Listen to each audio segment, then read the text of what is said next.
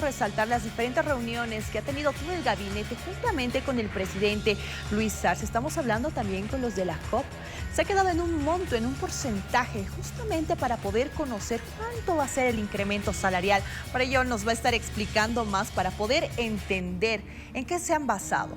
Le vamos a dar la bienvenida en este instante al viceministro de Presupuestos, Zenón Pedro Mamani. Qué gusto tenerlo en este espacio. ¿Cómo estás, Raiza? Muy buenas tardes. Gracias por la invitación a su programa Noticiando y a través de su medio saludar a toda la población que nos ve a través del programa. Es importante destacar lo que ustedes quieren. Se ha tomado decisiones del incremento salarial. Explíquenos. Bueno, acá, previa a la definición del incremento salarial, lo que se ha hecho es un análisis económico, se ha tomado todos los parámetros macroeconómicos que se ha tenido, se ha evaluado, digamos, hasta el año 2020 cómo nos ha dejado el gobierno de facto en ese periodo, y obviamente el proceso de reconstrucción que hemos encarado a partir de noviembre del 2020 y los resultados que hemos obtenido gracias a todas las políticas económicas, por la de la oferta y demanda, la inversión, el proceso de reactivación de las empresas, todos esos aspectos se han dejado en mesa, ¿no? Y obviamente, y de manera responsable, considerando todo el aspecto macroeconómico, considerando la estabilidad económica y social que tenemos en el país, se ha definido y acordado con la Central Obrera Boliviana un incremento de 4% al salario mínimo nacional, es decir, de 2.164 bolivianos que era hasta este periodo, se incrementaría a 2.250 bolivianos, que sería el nuevo salario mínimo nacional que regiría a partir de la presente gestión. Ese es en primera instancia, y por otro lado se ha definido un incremento salarial al haber básico de 3%, principalmente para los sectores de salud y educación. No se va a considerar el incremento salarial para el gobierno central, como por ejemplo los ministerios, la Asamblea Legislativa Plurinacional, las instituciones descentralizadas, las Fuerzas Armadas y la Policía no van a recibir el incremento salarial. Y por otro lado también se ha acordado con la Central Obrera Boliviana que en caso de los gobiernos municipales y gobiernos departamentales, conforme a sus posibilidades, considerando su sostenibilidad financiera sin poner en riesgo las inversiones, los programas que tienen los municipios y las gobernaciones, pueden incrementar hasta 3%, pero previa negociación. Y en caso del sector privado, sobre la base de un 3%. Entonces, obviamente, acá los empresarios con los empleadores, ¿no?, van a tener que negociar con sus trabajadores para definir el incremento salarial sobre la base del 3%. Prácticamente entonces nos da a entender, viceministro, que las empresas privadas pueden negociar con los trabajadores. Así independientemente. Así siempre lo han hecho, ¿no?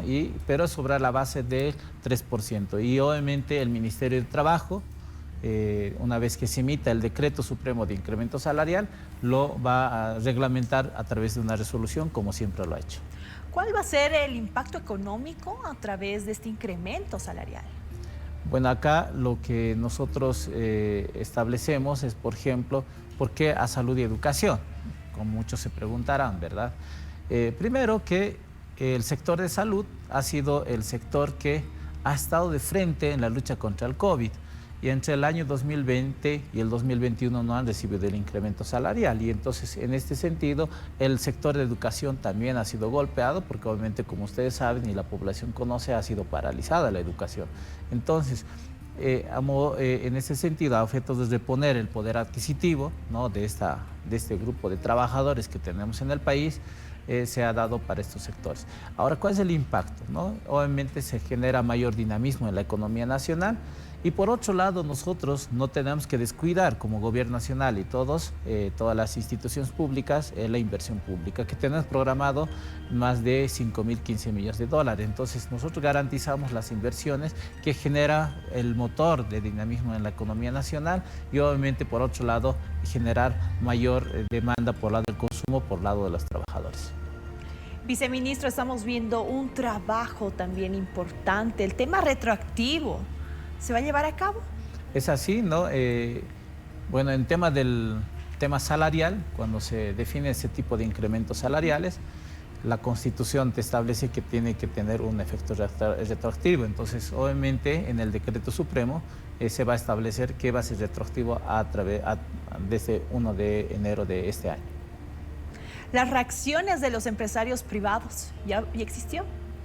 Bueno, como ustedes saben, algo importante que tenemos que revisar en la historia, Raiza, ellos siempre han negado de otorgar un incremento salarial a sus trabajadores. Nunca han propuesto de otorgar un incremento. Ninguna de sus propuestas, hasta la fecha, nunca han propuesto cuando han generado buenas ganancias, cuando tienen utilidades, ellos no proponen compartir esas utilidades con sus trabajadores y nunca lo han propuesto dar un incremento salarial.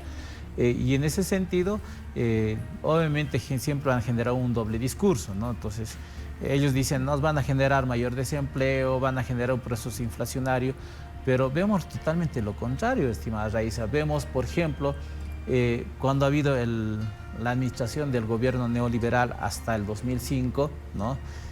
Cuando se favorecía a las empresas transnacionales, se favorecía a las grandes empresas nacionales, el tema de la política salarial estaba paralizada. Debemos recordar, tengo aquí una lámina, ¿no?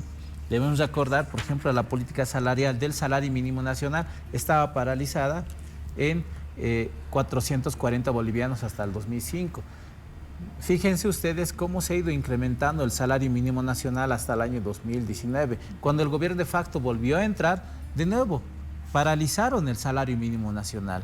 Entonces, obviamente queda claro, ¿no?, que para los periodos neoliberales no les interesa reponer el poder adquisitivo hacia los trabajadores. Nosotros el año pasado, obviamente, cuidando la sostenibilidad de las finanzas públicas, lo que hemos hecho es incrementar apenas el 2% y este año al salario mínimo nacional de 4%, llegando de esta manera que el salario mínimo nacional que va a regir para esta gestión va a ser de 2.250 bolivianos.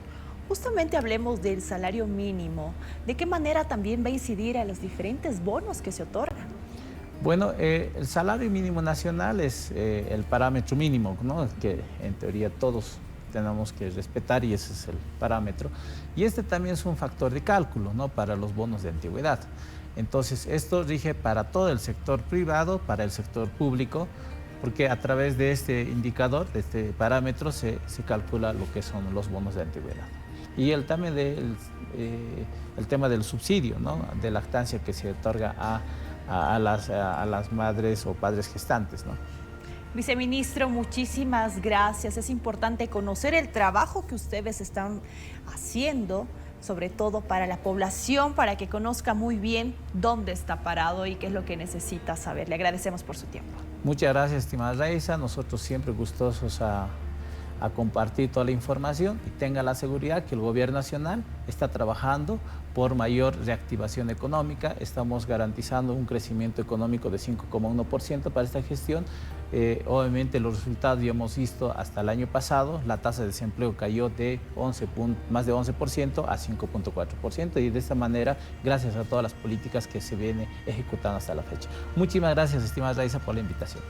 A usted nos estuvo acompañando el viceministro de Presupuestos, Zenón Pedro Mamani. Gracias por su preferencia. Nos vamos al primer corte de Noticiando al Mediodía.